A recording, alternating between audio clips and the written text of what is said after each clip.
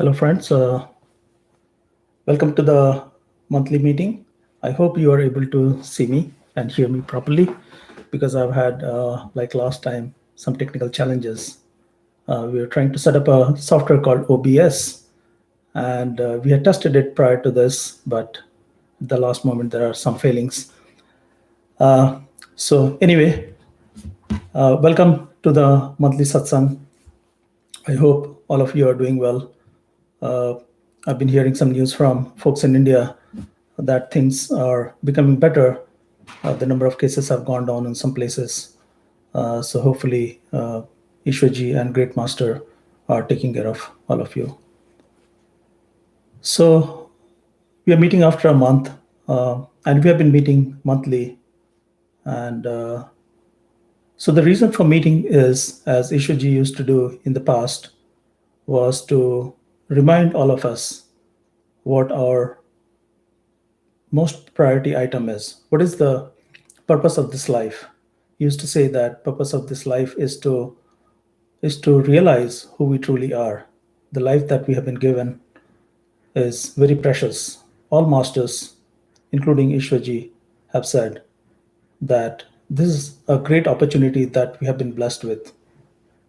If you look around uh, in your maybe family circle or society, you'll find that although there are so many human beings who have been born on this planet, but just very few of them have true seeking to find out what the purpose of this life is. Most often, it happens that you have been going through some circumstances, like you're having some issue in your business, or you are having some family relationship issue, or there is something plaguing. So, most often, we just find for answers. Most of the times, we want to find answers that can solve the current situation. Let's say if you're having some business problems, if you're having money issues, most often we seek to find answers to just these temporary situations. Like, why am I in this situation where my income is very low, my business is ruined, or my family relationship is not working, or why my kids are not cooperating with me. So, based on day to day situation, our seeking sort of keeps fluctuating. And let's say business situation becomes well, then we stop seeking. We find that okay, there are so many other things to take care of. Why go after what the meaning of life is? So this is just we use this as a crutch, temporarily soothe ourselves. There are very few people who have true seeking for the true knowledge or true love of God. Most of the people just want to alleviate their current pain. But masters have come again and again for the true seekers to tell them what is the purpose of this life. And they have told us in the form of stories as to what the purpose of life is. There's a story about a king who uh, who had a large kingdom, and he wanted to go for a horseback ride like every day. So he went off on a horseback ride uh, to the countryside, and he sort of enjoyed his ride. And uh, in no time, he found himself inside a jungle. He veered off a bit far away from his kingdom, and he found himself in a jungle. And when he realized that, he stopped his horse, and then he realized that there is a tiger out in front of him, and he was just looking at him. He was a little further away, and he got scared. He once he realized that the tiger is coming towards him, he quickly got down off his from his horse and climbed a tree which was nearby, and he sat himself on a branch. And the tiger realized that okay, the man has gone up, so he just sat below the tree, waiting for the king to come down so that he can eat him.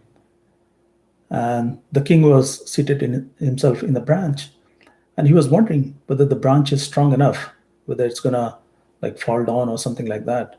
And as he was looking at the branch, he saw at the other end of the branch where the branch connects the tree, that there are two small mices, one white and one black, and they're sort of uh, eating up the branch, gnawing at the end of the branch, and that terrified him because pretty soon, they would cut off the branch, and then the king is going to fall down. So that terrified him. So as he was looking at the mice, he realized that he might fall down. So he looked below, and there was a huge python sitting below. That really scared him off because on one side there is a tiger, on the other side this huge python. And so as he was thinking of what to do, honey from the top, there was a honeybee colony on the top of the branch. So honey started dripping. And so as he tasted the honey, he really got lost into the deliciousness, the sweetness of that honey. And he started enjoying honey.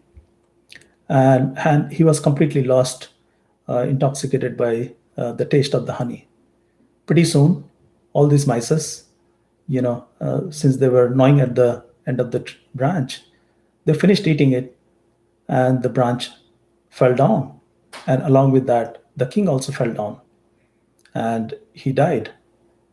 And he died with a very happy expression on his face because he was intoxicated with the honey. And nevertheless, he died. And so this story goes to show that uh, that this whole representation of tree, uh, the tiger, the python, they are sort of symbolic. So the tree is a representation of this life, and the branch is a lifespan of a person, and the mices represent day and night. And so with day and night passing, they are chewing away at your lifespan. And honey is representation of this world, or your mind getting attached to all the beautiful things that we see outside in the world, and we get intoxicated with that, and we forget that there is a tiger, that is a death waiting right in front of us, because everybody who is born has to die someday, and it is imminent. Nobody has escaped away from the clutches of death. And the python represents uh, a graveyard, that your body is going to ultimately go to the graveyard. So saints have, in the form of stories, have always reminded us the importance of this life and how to make use of this life to discover who we truly are. And who we truly are, we are, most of the time, we have attachment with various things in our life around us, and we feel that answers are somewhere out there. you know so we, most often, when we are undergoing some pain, we just want a temporary relief for that. So we look for the relief outside, because we don't know anything else, that there is anything other than what we see in front of us or what we read from the books. So we just follow our instinct and look for the answers outside. And when we realize that, okay, we cannot really find solutions out there, then we look into books, we try to read scriptures, we try to go to temples, mosques, and try to find answers. But most often, we don't find answers in churches, temples, mosques. And in fact, there's a story of Bulle Shah, where he had been a very learned man. He had read a lot of scriptures. He had talked to a lot of spiritual folks, like priests in the temples and so on. For 40 years, he had been reading books and trying to get answers to a lot of important questions that bothered him. But he could not find an answer. So one of his friend, who realized that Bulle Shah has been seeking for a long time, he guided him and told him that there is a saint out there. Why don't you try him? He's not as learned as you, but I believe he has a lot of experience, and he talks from his experience. And Bulle Shah met his master and got initiated. And pretty soon he realized the true knowledge lies not it lies outside, but inside. And so as he started preaching, a lot of teachers in the mosque, priests, they were very unhappy with the ways he was teaching. And so these priests confronted him, asked him, "Hey Bulisha, why are you teaching all these non-religious things? These are not these these teachings of yours are not aligned with what religions have given us, what scriptures tell us. So you have been committing a sin. What do you have to say for yourself?" And based on the type of crime you have committed, heresy, you have to you have to be punished, and the punishment is that you have to be killed alive. You have to die because of your sins. Bulleh Shah said, "Okay, just wait for a minute, hear me out. Once you hear me out and then decide, then it's okay. But give me a chance to present my case." And Bulleh Shah said that for 40 years, I've been going to temples, mosques, churches, reading a lot of scriptures, talking to folks like you.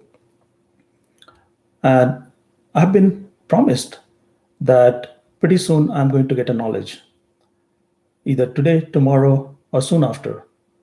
I've been promised from these temples, churches that, okay, if I read scripture, I'm going to get knowledge. I've been doing that. I've done that for 40 years. And after 40 years, I did not find anything. Those were failed promises. So, what do you think one should do if a promise is not fulfilled? What should happen to people who have promised these things? And all these mullahs, priests, they said, yeah, they should be beheaded because they have not fulfilled their promise for 40 years. Bulleh Shah said that, well, you are those people. You have said that you can get a true knowledge by reading scriptures and coming to temples. So you should be punished. Hearing that, of course, uh, you know, all these teachers, priests realized their mistake and they went away. So masters have said that we don't find answers outside. Why we are looking outside is that we have sort of attachment with this world, and when we open our eyes, we see world in front of us. So we don't realize that there is something else other than that. And most often we have this misidentification with the body, that we believe that we already know who we are. When Socrates said know thyself, the question is, what does that mean, know thyself? We already know ourselves. We know who we are. We know we are in this body, and we know our name. We know what professions we have. We know what relationships we have. Although some of these relationships and the type of environment we are not completely happy, but we at least feel that we know ourselves. So there is no question of looking somewhere else. So one of the confusion is that, okay, we know this is our body and this is me. Most of the time we are identified with this body. But if you look at how ephemeral these things are that we see around us, everything is changing.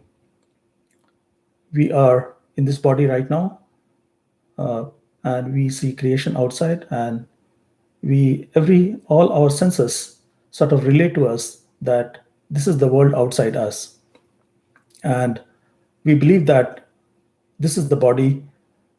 This body represents me. This is truly me. But if you look carefully, that this body has been changing ever since you are born. This body is constantly changing, and in mother's womb, we started with just few cells, and those cells started replicating. And it's amazing how this life goes on, how the bodies are constructed, starting from a very small cell that has this intelligence of sort of dividing itself, replicating all the time. And just one cell, because of the intelligence in DNA, it knows how to compose different parts of the body. So we cannot associate our body as a whole. We believe that it is me, it represents me. We are composed of 50 trillion cells, and all these cells are working in harmony, coordinating with each other. Which cell needs to be eyes, ears, nose? We have different kind of cells, completely different. It's amazing how these cells are formed from this basic cell called stem cell, and and from DNA. It is believed that DNA is the one that sort of guides how different cells come into us, how stem cells change into different parts of the body. Actually, scientists are finding out that it's not only DNA, because DNA is, of human being has a lot of similarity with, let's say, a banana or monkey. Uh, Probably 99% of the DNAs are same, but just few minor variations in DNA seem to give us different bodies and completely different capabilities.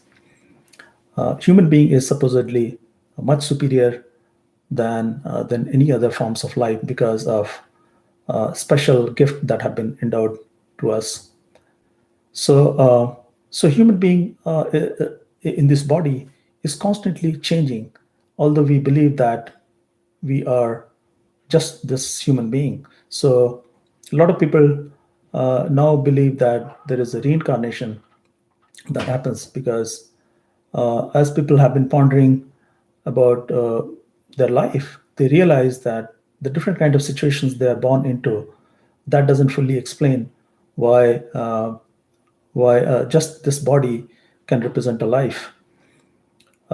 So, say a twin is born in a family, but they totally, even though they have been given the same environment, they came from the same parents, they may look very similar, but if you look at their tendencies, what their likings are, what they grow up to be, it is completely different. They choose different path in their life. What accounts for their different decisions at different point in time? And then there are people who are born in families that are completely opposite to them, like people who are born, they they are born into a family that eat, let's say, non-veg, the meat eaters, but one of the child that is born doesn't want to eat meat. He doesn't want to drink alcohol, or different want to he doesn't want to get married, he wants to remain celibate. So these inclinations, that cannot be explained by just superficial aspects of just being born in a family and carrying the same DNA. So there are a lot of mysteries about life that cannot truly be explained. And so saints have come whenever there is a seeking, and the seeking is deep enough that they have to, they have shown their kindness, and they have taken a birth to pass on the message to people, seekers, that you are misidentifying yourself with your body. You are much bigger than the body. Uh, you are just a form of you are a form of consciousness. You're a form of consciousness that is everywhere, but you have shrunk your uh, size or surface area because you wanted to experience from a particular point of view. It is like the analogy that is given is we are a drop in the ocean. So we are a drop of consciousness in the ocean of or totality of consciousness. So we just take on this small perspective and put on many layers on top of us so that we can experience this world. Consciousness, by its definition, is ability to be conscious of. So if consciousness wants to experience something, it has to be conscious of. Then it can put on different kind of costumes, and these costumes allow the consciousness to experience different facets of life. If you see, no two people are same. We always, although we seem to live in the same world, we have completely different backgrounds. The amount of variety that we see uh, in human beings and other forms of life, it is just marveling. If you have scientific inclination, so You could be seeking because you have realized the futility of this life, that we are born here and then one day we die. We run around, we take care of ourselves while we are alive, but at the end of the day we all have to leave, and when we leave there's nothing that we can carry in. There's absolutely no point in accumulating a lot of things and attaching yourself to these things that are going to be left behind. So that's one approach that people find, that there's no point in gathering all these things, and they truly start seeking. Another point is, could be from a scientific point of view, that you are really surprised by how the nature or the life itself is born. We do when we look at the scientific literature and scientific discoveries, it seems like we have a good explanation, saying that the this universe was born in 14 billion years back, and there is a sort of chronology of how everything took place. But then question could arise: what was there before that? So time and space, if it started 14 years back with the Big Bang, what was there before that? We don't have to look at the telescope and analyze it ourselves. But if you just go through the analysis that science has done, you'll realize that there are things that cannot be explained so easily. Sort of concepts break down. So what was there before 14 billion years, before time and space started? So we cannot explain that. And but you marvel at the variety of life that is presented in front of you. If you just take a small, let's say, uh, small drop of water from a pond and look under microscope, you'll see variety of life. There are such small creatures, dancing around in this small, drop of water, that it'll be extremely surprising. Probably it might also be disgusting that, okay, all these things live in the pond. And in fact, if you were to take your saliva or some fluid from your body and were to analyze under a microscope, you'll realize the abundance of life that you'll be able to observe. And of course, when I said that we have been given this amazing body, there are so many other forms of life, but they are not as suitable for discovering who we truly are, as opposed to this body that we have been given as a human being. There are same soul as us human being is also present in other forms of life, like amoeba, or different creatures that you see, snakes, dogs, different animals, as well as plants. Sometimes it feels to us that plants do not have life, do not have soul. But indeed, a lot of researchers have looked into that, whether trees, plants get affected by emotions or surroundings around them. And they have, through their experiments, have proven that they do have consciousness, they have awareness, and they react to what's happening surrounding them. I was just watching a documentary where elephants in Sahara, they were sort of grazing onto the trees, so the trees which are of their height. And so as they were chewing on the leaves, they did not stand in one place and chew the whole tree, but they sort of chew in one place, chew a few leaves off one tree, and then they move on to the next tree. So scientists studied as to why, if they're hungry, if they just got up in the morning and they needed to eat, then they could have just stayed in one place, like humans do. They finish up their meal. So why don't they consume the whole tree if they're hungry? Because they keep on going from one place to another tree, and then they start chewing on the other tree. And not only that, they actually skip few trees. So tree one, they start chewing, and then they skip third tree, fourth tree, and they go a bit further away, and then they start chewing. Apparently, scientists have studied this, and they found that trees, when they realize that their leaves are being eaten by some animal, they start releasing some toxin, and toxin is a mechanism for them to sort of protect themselves. So toxin, when it appears in this leaf, it turns bitter, and elephants realize that okay, the leaves are turning bitter, so they sort of move on from one place to another.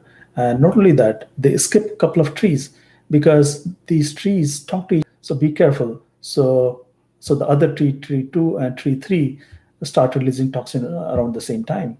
So elephant has to skip second and the third tree, and so they also react to situation, and because they have consciousness, they have awareness, they have soul. Soul is the unit of consciousness that is amongst all the entities. So masters have said that the life that we have been given is extremely precious, because this life allows us to, depending on the situation that you're going through, uh, allows oneself to question uh, as to what this life is about, and find answers to them. So we can seek in this life. Human beings have been given this free will, this power of free will, wherein you can deliberately choose what to do. Consciously, we make effort to do things in the right way or the wrong way. We pass a judgment on whether this is right or this is wrong.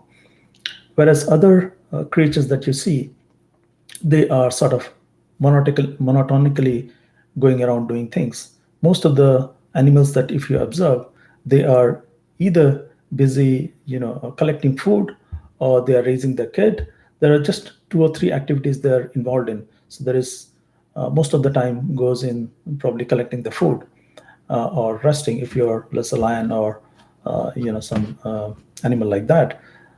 You just rest. So it's about eating, sustaining, and dying at the end of the day. Human beings have been given this power of uh, not only taking a decision, but acting, deciding in their head that, okay, this is what they want to do, and also act upon that. Other creatures are just running in sort of automatic, instinctive way. There are other forms of life. Let's say if you are, sitting in heaven, let's say, you are one of the species over there. You have awareness, you have body, but uh, you are enjoying all your life, because as a human being, if you uh, participate in good or bad act, you have to, after you are dead, you have to repay those. And so if you have done a lot of good, you go to heaven, and you are one of the, let's say, gods up there. You are having a good time trying to reap reward of all the good deeds that you did. So a lot of people in ancient times used to consciously do good deed, so that when they pass away, they would go to some nice place and enjoy the benefits of good deed. And so this life, it's very short, and soon we have to leave this body, and then something happens to us. We don't die. Only after your body is dead, you realize that you are actually not gone. You are still around. It's just your form has changed. If you're lucky enough to, let's say, have out of body experience, let's say if you had some medical procedure because of which you left your body, or if you had some accident, trauma, because of which you went into this out of body experience, or there are other means through which people experience this, and then you'll be pretty convinced that, hey, this body is not mine, and although I'm wearing this body, one day I'll have to give up this body. So when you die, if you have done good deed, maybe you'll be in heaven, and then you enjoy your the benefit of doing all the good deeds. But then it's in heaven, probably what's going to happen to you. You will be able to see your life ahead of time. You'll be able to see your life out in the future. So there is no point in making any decision because you know what is going to happen tomorrow or day after, how long you're going to be in heaven. Uh, Although I heard this story where one of the rulers of this heaven, Indra, he was a little worried that he was enjoying the benefit of doing good deed, and he was temporarily a ruler for this heaven, and he was worried that he would have to vacate his position. Plan. He saw that there's a rishi. I think it was Vishwamitra, who was doing a lot of yagya, or who was doing a lot of meditation, and he was really progressing very fast. So he was afraid that one day the day will come when he'll have to vacate his throne and somebody else is going to take over his place. And Vishwamitra was one of those people. So he cooked up a plan to sort of distract him from his meditation. And he sent a woman from this kingdom, high heavens, and told her to go down to earth and distract him as he was meditating. And she went down and she created problem for Vishwamitra as he was meditating. And when he sort of got out of his meditation, he saw this beautiful lady, and then he dropped all his plan for meditation and spent a few years with this woman. And so Indra succeeded in sort of distracting his, you can say, opponent into this. So the point is that even when you are in heaven, your time is going to end, and you'll have to come back in some other form. So this is sort of a circle of life that keeps on going.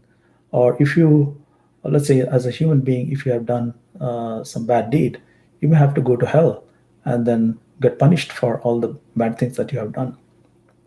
So when we are born as a human being, sort of our karma, or our reservoir of things that we have earned in the past, is sort of balanced. And that's why we have been given this particular life. And saints have said that in this life, we have this ability of free will, wherein we can decide whether to go left or right. We can take specific deliberate measures. If you are not taking deliberate measures, that cannot be counted as karma.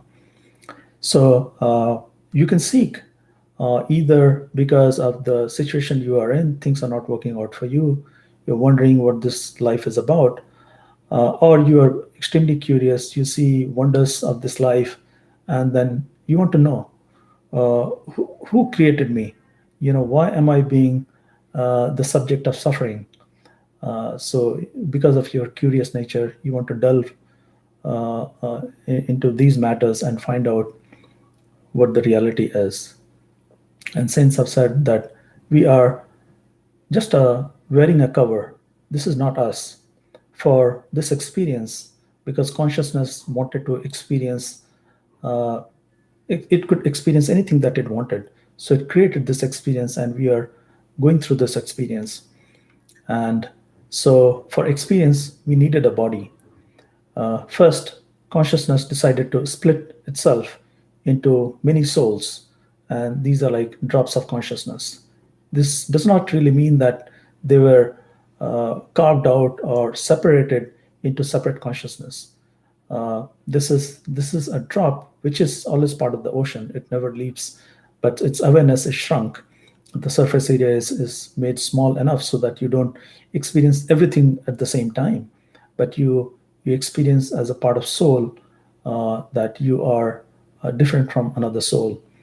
And for experience, we are given mind, and mind is the one that creates this time and space and lays out different events in time and space, and so that we can sort of walk down this set of events from one place to another, and it would seem like we are walking along the time axis. And so a mind is given that unique ability to create time and space and to increase. So when time and space is created, so we are starting from no time to time and space. So in no time, everything is created, everything exists at the same time. And time and space allows us to go through different experiences in a sort of deeper way. But you can, at that level, if at a mind level, causal level, we can experience everything simultaneously. But to deepen that uh, uh, experience of where we are aware of everything at the same time, to sort of deepen that experience, we are given this another cover. So mind is a cover, and on top of mind, we are given this astral body, where your senses are divided up into five senses. Seeing. Once you have these broken down senses, you are able to experience everything more deeply. But still, we take on another cover of this physical matter, where we believe that we have a physical cover, and using which we are experiencing everything around us. If you're able to see me on the YouTube, you know that you believe that, okay, you have eyes because of which you are able to see me, and you have, physical body. You can touch your laptop or TV. You can see the TV. You can touch the TV and know that the TV exists, or the laptop exists. And but what saints tell us, that it is not the body that is, or the sense apparatus that we have been given, like eyes, ears, nose, mouth, and so on. So it is not that is actually giving us the experience. It is, there is a body inside of us which is overlapping our physical body that we experience. That is what is the reason for that. And you can experience that when you are actually having a very vivid dream, or you can go through a meditation experience, like the one that Ishaji, my master, who you see here, used to talk about. He used to have this orange juice experiment, wherein you imagine that your body is made of glass, and your hands, your tips of your fingers, are have valves, and you can press them to so that the orange juice gets in your body, and you fill up your body with the orange juice slowly with this instruction, and then open the valve, and so that the orange juice ran out of your body. And in this experience, a lot of people were able to feel that orange juice was really inside the body. And even after the experiment, they felt that part of the orange juice was left in their body. They could still taste the orange juice. So that was one way in which he showed that, even though the physical matter of orange juice in the experiment was never there, it was just imaginary, but people were able to experience the orange juice. He used to talk about dreams, where if you had a vivid dream, let's say if you saw yourself drinking coffee and came out of the dream, what would you say the dream, whether it was real or not? So when you wake up after the dream, of course, you would say that it was just a dream where you experienced yourself drinking coffee or tea. Uh, but the coffee was not real, the tea was not real, the cup was not real. But you, having experienced, that cannot be denied. You still remember that. You cannot say that experience was not real. And you did experience. So, what was the body that was experiencing it? Of course, it wasn't your physical body, because you were dreaming. Your physical body was probably lying somewhere in the bed. So, that's one argument. You can have other kind of dreams which is so vivid, it is so colorful, that you are left with some great experiences even after the the dream has ended. So with that, you can realize that there is something uh, more than this body. And some of the scientific argument, if you were to carry on, you could see that why the physical eyes are not the ones that is responsible for experience of seeing is, you could be knocked unconscious, your eyes may be open, but you may not be able to see everything that is happening. If you are subdued um, in let's say hospital, and you are unconscious, your eyes may be open, but you will not know what was going on. But if you're having out of body experience, you're physically separated from your body, but then you know what was happening to the body. So he, through arguments, convinced us that, and a lot of yogis and masters in the past have always said that you are not a physical body. There is more to this body. And Sant which Ishwarji used to teach, uh, and other masters, his master, great master Baba Sawan Singh Ji, also taught the same approaches, and that those are responsible for our senses, because when you lose consciousness of your physical body, you will realize that you still have a body, like in dream or in the meditative state. And you can still go further below that. There's another cover, as I was explaining earlier. There's a cover of this mind. So it's not really a body, but it's the faculty, it's the power that gives us experience in this world. It gives us time and space. And but even after, let's say you are able to reach up to the mind or causal level where you can see how the whole experience was laid out, what is the cause of this experience, one after the other. Because there is a time involved, so there has to be a cause and effect. This is how this world is created, that we see in front of us. So everything that happens, there has to be a sort of cause for that. So let's say if you're able to reach up to the causal level, most what Master Ishwarji and others used to say, that a lot of yogis through their meditative practice have been able to go all the way there at the Trikuti level, at the level of mind. But then they believe that that is the final level, and because every level that you come across seems like the final level, and but that is at a such high level that they truly believe that this is the final one. Till somebody, from Sachkhand, or realized masters who are one with creation, they take a pity at them, and or they realize they're seeking, that they are not happy with the answers that they have got, and they help them, and they help those souls take birth as human being, and they come across a realized master, a Sant Sadguru, who initiate them and take them beyond their mind. The importance of, in Sant Mat, this part of association with your master is given huge importance. Ishiji always used to say, meditation is for the mind, but love is for the soul. And masters come here not for teaching meditation to the disciples, but really have a friendship with them, so that they can take them back home. For going beyond the mind, you need love, and love is the only thing that can help you. Love is the only currency that is that is used beyond the mind.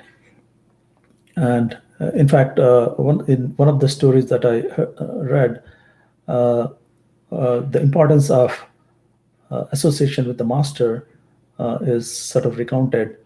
And the story is about Sukdev.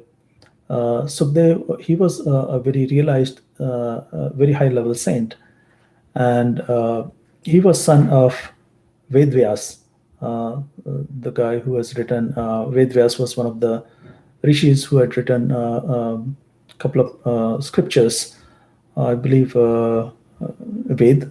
He was the original author for writing down the Vedas, and Sukdev was born to him, and Sukdev was a very high level soul, and in his mother's womb, he knew everything about himself, and so he did not want to take birth, because he knew that if he took birth, the Maya is going to be so strong that he's going to forget about himself, and so he did not want to be born.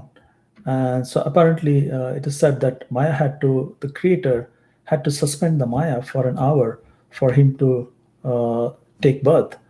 And so strong was his conviction or awareness. So anyway, once he was born, Maya took hold, but he still, knew a lot about himself. And so his one time he wanted to go visit one of the heavens where one of the gods lived, and so I think Vaikuntha, and so he went there, but he was not allowed entry into that heaven. And the guard keeper said that no, you cannot enter this place. And they called the god. Lord Vishnu came and told Sukdeva, sorry, I know you are a very realized soul, but in this place, you can only enter with your master. And I don't see your master with you, so you cannot enter here. So Sukdev goes to his father Vedvyas and tells him that, hey, dad, I was not allowed entry. I thought you were such a, important person, and I'm your son, so I should be allowed entry. And Vedvyas told him, no, he's right. The ruler of that kingdom, that heaven, is right. You cannot have entry without a master, without a guru with you. So, but Sukdeva was not ready because he felt that he is realized. He had done a lot of meditation, and so and he was aware of all the knowledge. So he was not quite convinced. Anyway, so his dad told him, "Go talk to King Janak. He's a realized master. You should get initiated from him." So Sukdeva goes to meet Raja Janak, and who was a king, and he had a large palace. He has a large kingdom. Sukdeva was really not convinced that this person can be a realized master. Anyway, so there was sort of back and forth. He tries to go there to his palace, and somehow is not convinced. Comes back after a lot of attempts. He finally was taught some lesson by Raja Janak, and one of the part that I remember is, so Raja Janak tells him that, okay, I'm going to accept you as a disciple. Basically, Raja Janak wanted to teach him lesson that, okay, he has too much pride in him and he needs to surrender to his master. And whatever he was seeing in Raja Janak, that, okay, he's a king, he has a lot of opulence, a lot of wealth, and he's sitting on a throne and enjoying all the riches of his kingdom. There are people, there are girls dancing in front of him. There are people enjoying the life. This person cannot be a realized master. So he was a little skeptical of Raja Janak. And Raja Janak, of course, who was a realized master by then, he understood the situation of Sukdev. So sort of teach him lesson. He said, okay, Sukdev, I'm willing to accept you if you do this part. So he invited him over to his palace and said, I have arranged a feast for you, and I have said that in the whole of my state, there's going to be celebration where you can go around and enjoy everything. I think you should see all of my kingdom, visit different places, participate in all activities, and once you are done, then you come back, and I'm going to initiate you. And then he put a small condition. He called one of his guards and said, okay, come over here. And then he took out a cup. In the cup, there was a milk.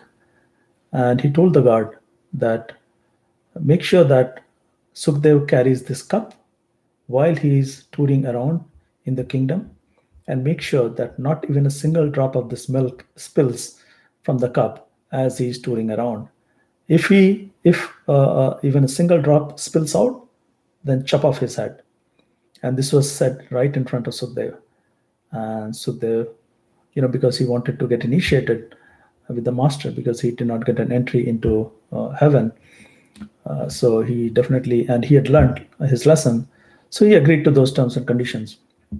And he, of course, he took that cup, went around, and finally came back to Raja Janak and said that, Raja Janak, I have fulfilled all your conditions. And so Raja Janak asked him, so tell me, what part did you like?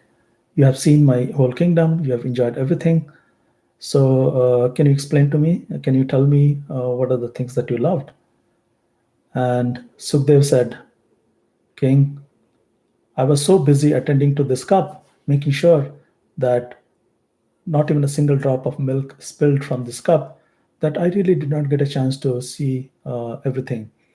I know I was going through these places, but I never had a chance to look at that. I never could realize what was going on because my attention was totally on the cup of milk. Raja Janak said to him, now you realize my condition. Although I have this kingdom, I have everything here, but my attention is always fixed on the God and fixed on how to attain moksha from this place, how to merge into the totality of consciousness. So with that kind of attention, if you live, then one day grace will be given to you, and you will realize yourself. So we have been given this opportunity, wonderful opportunity. I myself had this wonderful opportunity to be with this master who came all the way from India here and spent a lot of times touring around the world, giving fantastic lectures. You can see them even on YouTube. And he recently passed away. And so this is the time. I'm just following his tradition of organizing this monthly meeting so that we do not forget his teachings. He was here in this country to because there were seekers seeking for this true knowledge.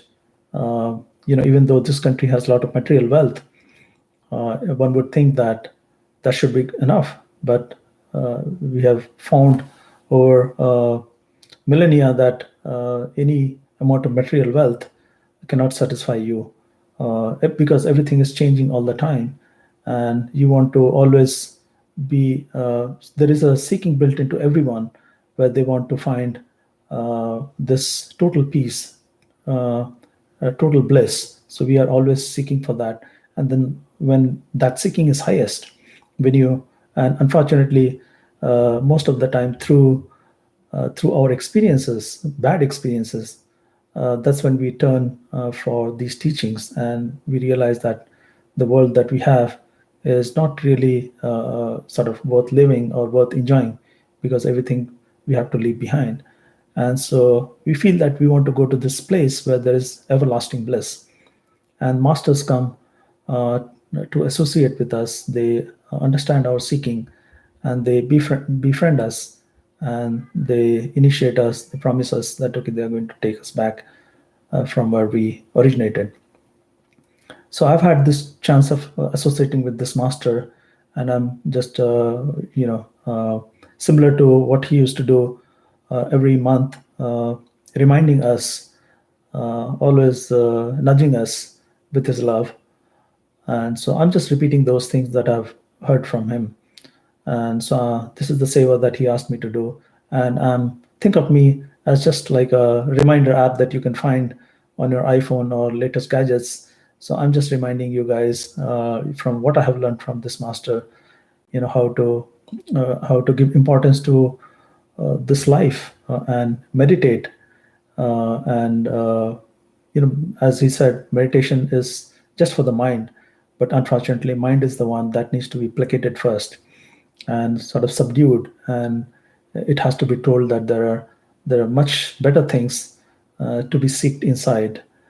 I remember one time somebody asked Ishwaji, "Is there going to be a golden time?" In olden days, there was a concept of, even now, I believe there's a concept of yugas. So you go through different cycles, Iron Age, and different ages where civilization sort of progresses. And it is said that in golden age, your consciousness is very high. You are able to communicate with maybe different entities, and have instantaneous knowledge. You're able to converse with let's say a tree or plant or other forms, let's say birds. And so we can, so there is not so much warlike tendencies because we understand each other. We can understand where everybody else is coming from. So there is a sort of no discrepancy in thinking. So somebody asked Master Ishoji, when is Golden Yuga going to come for us? And his answer was, why wait for Golden Yuga? You are not going to live that long anyway. So the life that you have been given should be taken advantage of. You can find your golden age right within you. He found his golden age within him at that time. So you can turn anything to golden by meditating or surrendering to your master. And a lot of other masters have also said similar thing. One of the master had said that I have uh, this was, I think, during Diwali time, that he said, why celebrate Diwali outside and just for one day when you can have Diwali going on every day, every moment of your time, which is inside. So masters have sort of come and encouraged every seeker, every true seeker, and showed them a way to meditate, which Master Ishoji used to do brilliantly. You can watch his YouTube videos, and wherein he specifically went into how to practice meditation. But this satsang is just to remind everyone that we need to understand our priority in this life, and the goal has to be always on going beyond this body and realizing who we truly are. As in case of Sukhdev, he realized that by paying attention to the milk, he can he remained away from the distractions. I think we have to have similar approach. The world is there because you can work out your karma. Everybody does their work, but at the end of the day, your goal has to be a unique, which is basically finding the meaning of life, finding who we truly are, and eventually, with the help of masters, go back to Sachkhand. I hope you guys are able to practice meditation. I'm also practicing meditation, but it's hard. So I'm also hoping for a lot of grace from my master Ishoji, and I hope you guys will also get abundance and grace from your master. Uh, I hope you guys are all doing well. Pretty soon, I'm going to communicate with all of Isha members and on the progress of the dome construction. And hopefully, within a week or so, you should, all of you who have been asking questions on that, will be able to learn what we have been doing, where we are. So, with that, I would like to conclude this monthly meeting. I hope to see you guys next time. Thank you. All right. Bye.